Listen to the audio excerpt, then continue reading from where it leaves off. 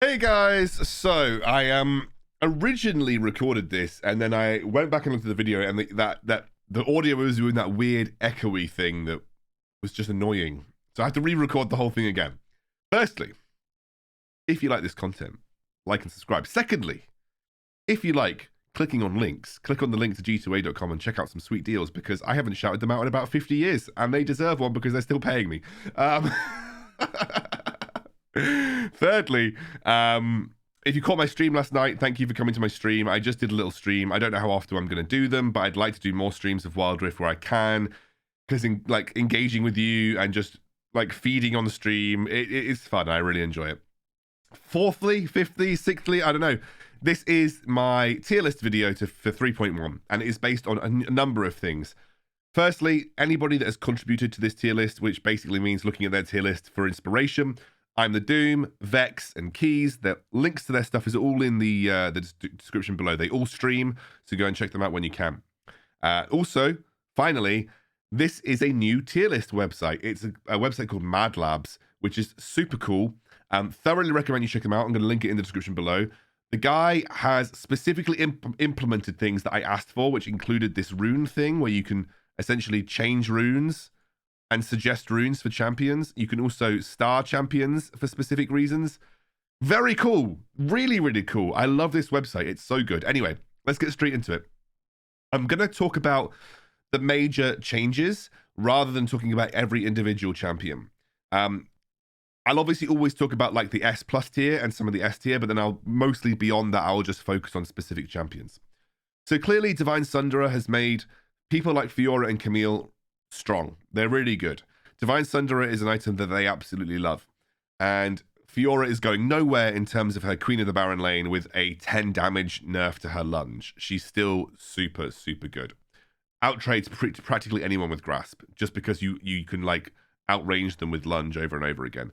The win rate stats for Fiora probably don't reflect how obnoxious she is to play against, mostly because I actually feel like converting a Fiora strong laning phase into a win can be hard because she's not a traditional team fighting champion. However, I think with Hullbreaker, we might see that start to ramp up a little bit for Fiora. Darius and Renekton, I feel like they're great catch-all Baron laners. They have very few bad matchups. They're useful in almost every composition, and you see Darius picked all the time in pro play because he's just really good in almost any scenario.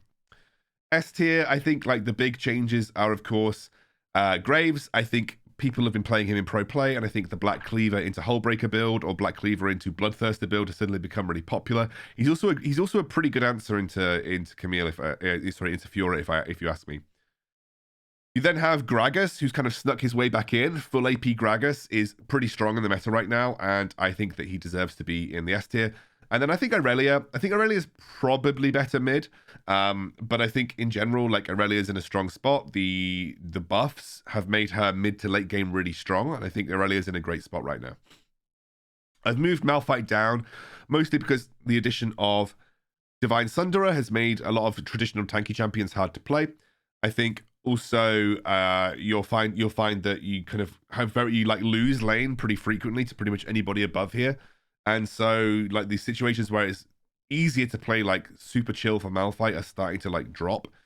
Even though I do rate Malphite as, like, a really strong solo queue pick in general, because he has his ultimate, which is, like, super impactful in team fights, I think people are just starting to learn how to abuse Malphite a bit more, and also starting to be more mindful about where Malphite is going to look to ult. So, it just feels a little less powerful than he used to. Shen. This is the big one. This is the new addition. Shen is, in my opinion, okay.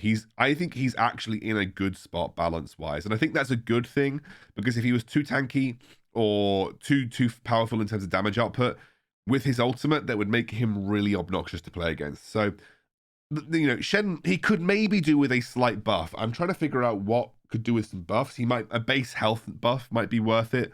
But in general, he feels like a relatively good spot. Karma, I think she can be played in Baron lane, although I haven't really tested it, so I've just put it in here because I think she's strong in general, but definitely think that Baron lane is one of her weaker areas.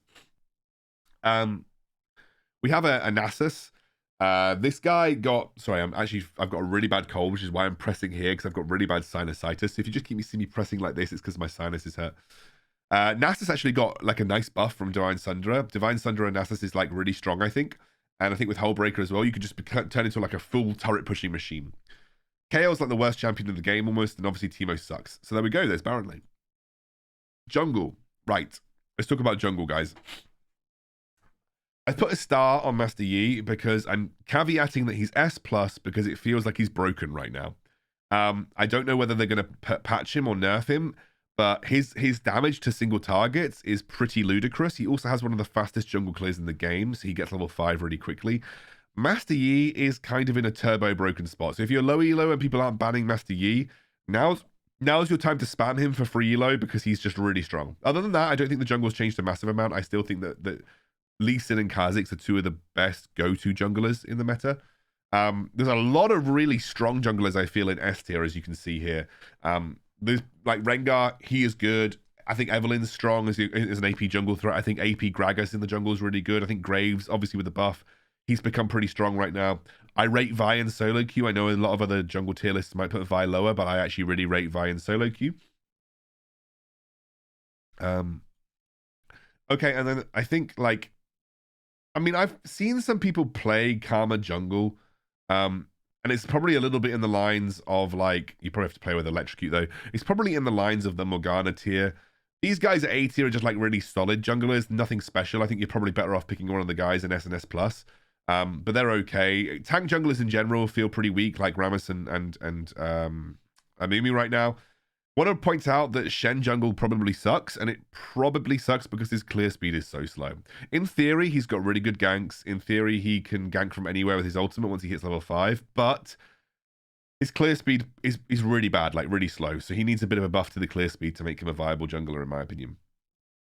But if I've missed anyone out, by the way, guys, feel free to let me know. I'm not going to hit everybody in a tier list. Sometimes there is a lot of champions to go around right now. I mostly just put the super relevant ones in, but if there is a champion missing, as long as it's not like a super niche one, like, guys, like, where's my Lulu jungle? As long as it's not something like that, then, you know, feel free to just let me know. Mid lane. So mid lane's a little bit of a difficult one right now. I think that, like, there are 3 champions that I feel are really good, which is, like, Diana, Zed, and Irelia. Then there are, like, a whole host of champions that are just solid. Katarina definitely creeping back into the meta. I can't wait until Katarina becomes irrelevant, by the way, guys. That champion is so obnoxious. Like, you can go 0-3 in lane, but then just get one set of resets and suddenly you're in the game again. It's so annoying. I guess that's kind of the point of Katarina, but doesn't really ever feel like you can punish a Katarina unless you have a comp specifically built to stop her, which is stuff like Galio and Alistair. Because if you don't have CC on your team, and in solo queue, you know that people just like to pick like Yasuos and Fioras, so they're not going to pick anything with CC. If you don't pick CC on your team, Katarina's just going to run over you. So she's kind of creeping back in. I think Karma is a really good mid laner. Whether she's as good as these guys, I don't know. Probably not as insane, but I still think she's in a really strong spot. The Orianas, the Twisted Fates, the Ziggs, the Gallios, I think they're all really strong right now. This should be an Electrocute Gragas, by the way. I think AP Gragas mid is really good. I think Akali is solid. I think right here you're just going to see a load of champions that, like, as I said, A tier is like the playable, like they'll do well. You're not going to go too far wrong by picking one of these champions, but they're probably not like super insane. You can play Morgana with Electrocute or Aerie. You're going to see Garen and Set here. You'll see these guys picked in competitive a lot, but they are very much like counter picks to certain melee champs. So these guys can be played mid, but, you know, I'd only recommend it in certain matchups. Kale Turbo sucks. Lux kind of sucks. I think Seraphine mid also kind of bad. Vigar's in a really bad spot right now, and I don't think Aurelion Sol is in a super strong spot either. Dragon Lane. So I'm trying to make this relatively quick now because I obviously the first video that I recorded was just complete echoey. So this is Doom, a slightly adjusted tier list from Doom's tier list. Like Kai'Sa, Xayah, and Varus in a really strong spot. Varus, I think, will remain in a really good spot until they nerf his ultimate cooldown or maybe nerf his piercing arrow like damage. But in general, he's in a good spot, especially in competitive. Obviously, this is kind of tailored across solo queue and competitive, but Varus is obviously like a very high tier pick in competitive in general. Xayah feels really strong with Stormrazor. I think a lot of people are sort of valuing her being back in the meta. What you're going to notice on S tier is there are the Jinxes, the Caitlyn's, the Jinxes, the Jins, and the Tristanas, and these are all the champions that have majorly benefited from Stormrazor. Stormrazor buff has launched a lot of AD carries that were otherwise mediocre into like a really strong spot. Jinx is like really benefiting from it. I've seen a lot of really crazy like Stormrazor into IE into rapid fire cannon Jinx builds, or like full Energizer Jinx builds, and they're just really, really difficult to deal with. I think MF is okay. Ezreal really needs like 3 items to get going. I think Karma can be played in the bot lane, but obviously I think she's better support personally. Ashe maybe could be up here, but she just doesn't feel super good compared to the Stormrazor meta right now. She's a little bit slow, and obviously she got nerfed on the last patch. Senna feels pretty slow as well. Like her Soul Generation nerf, I think actually hit her quite hard. Veigar sucks at the moment as well. Support tier list, finally. So I think the meta is kind of dominated by these heavy engage aftershock style supports right now, like the Threshes, the Alistairs, and the Rakans. They're the ones that are like quite highly priored by the high tier players. But I also think those recent Yuumi buffs have made Yuumi like super good as well. You have Nami, who used to be S+, but I think is still really good, but obviously is a little bit weak to like these engage supports if you're not able to get control of the lane. Lulu, really good because Jinxes and Vayne are super meta right now as well. Lulu works with Kai'Sa too. So like a lot of the AD carries that Lulu works with makes Lulu, would make Lulu good. I think Karma is really strong. I don't know if she's S+ tier, but I think she's really strong. I think Janna's good. I think Braum is better than people give him credit for. I think he's really good into these engage supports, and so therefore deserves to be slightly higher up the tier list. Galio is strong. Blitzcrank with his changes, I don't think he's insane, but I think he's maybe better than he was, ever so slightly. I think Shen support could definitely work. I think there is a case to be made for Shen support. I think especially because you can give Spirit's Refuge, the thing that stops basic attacks landing, to your ally in the middle of a fight, and you have a taunt. The only problem is his first ability is kind of useless apart from the slow, and his ultimate is not particularly useful in a 2v2.